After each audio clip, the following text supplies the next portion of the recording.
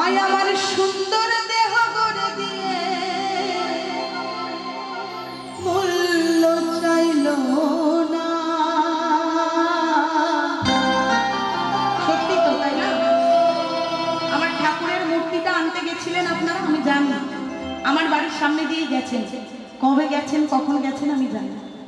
তাদেরকে তো কিছু দিতে হয়েছে, তাই না? তার পারিশ্রমিক হিসাবে তো কিছু দিতে হয়েছে। আমার এই মা 10 মাস 10 দিন গর্ভে ধারণ করে তিল তিল করে যন্ত্রণা সহ্য করে আমার এই সুন্দর দেহটি গড়ে তুলেছে।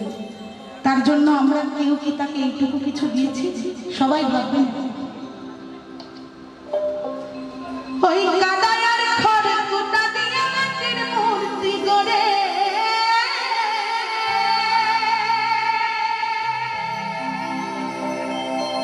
ওই লক্ষ টাকা মজুরি নেয় মূর্তির কারিগরে।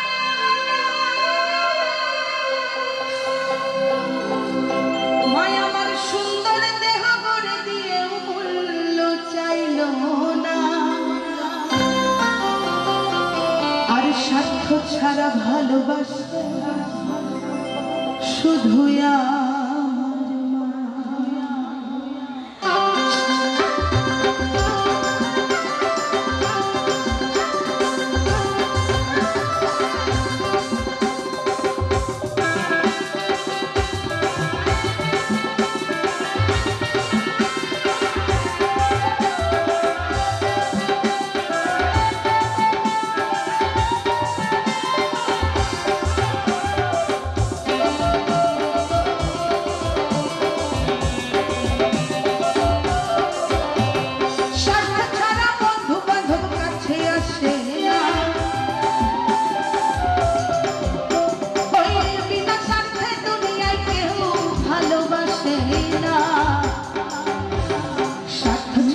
ভালোবাসে শুধুই আমার মা।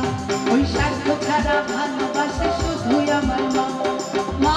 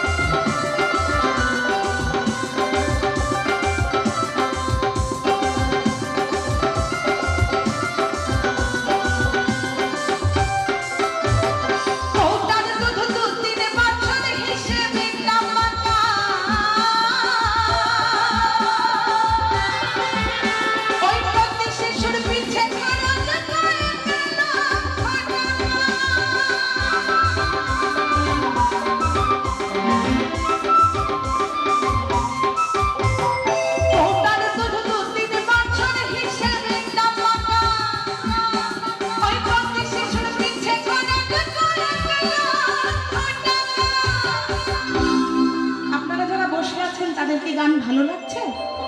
ভালো লাগছে? এতক্ষণ এই ভাই অনেক কষ্ট করছে, আর আমার সঙ্গে যারা আছেন তারা সেই প্রথম থেকে অনেক কষ্ট করছেন। সবার নামে কি একবার জোর করে তালি দেবেন? সবার নামে জোর করে। কৌটার দুধ 2-3 বছর হিসেব না পাকা, ওই প্রতি শিশুর পিছে খরচ ভাই আমার সুন্দর দেহ গড়ে দিও মূল্য চাইল না। সুন্দর দেহ গড়ে দিও মূল্য চাইল না।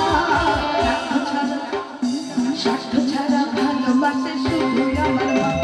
স্বার্থ ছাড়া ভালোবাসে শুধুই আমার মা।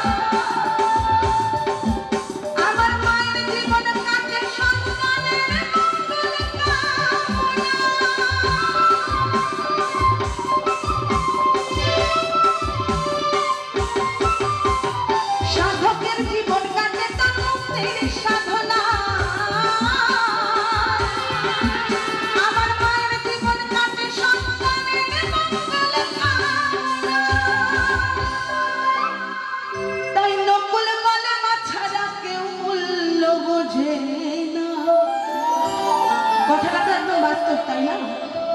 আজ আমরা গান গাইছি, তার বিনিময়ে কিছু অর্থ হয়তো আমরা পাবো, কিন্তু তার থেকে বড় পাওয়া আপনাদের সকলের ভালোবাসা, একটু আশীর্বাদ।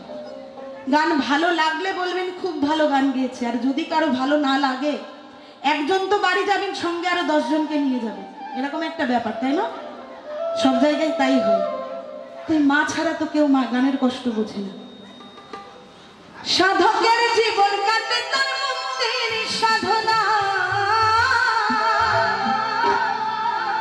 আমার মায়ের জীবন কাটে সন্তানের মঙ্গল কামনা। ওই নকুল বলে মা ছাড়া কেউ মূল্য বোঝে না, ওই স্বার্থ ছাড়া ভালোবাসে শুধুই আমার মা, স্বার্থ ছাড়া ভালোবাসে শুধুই আমার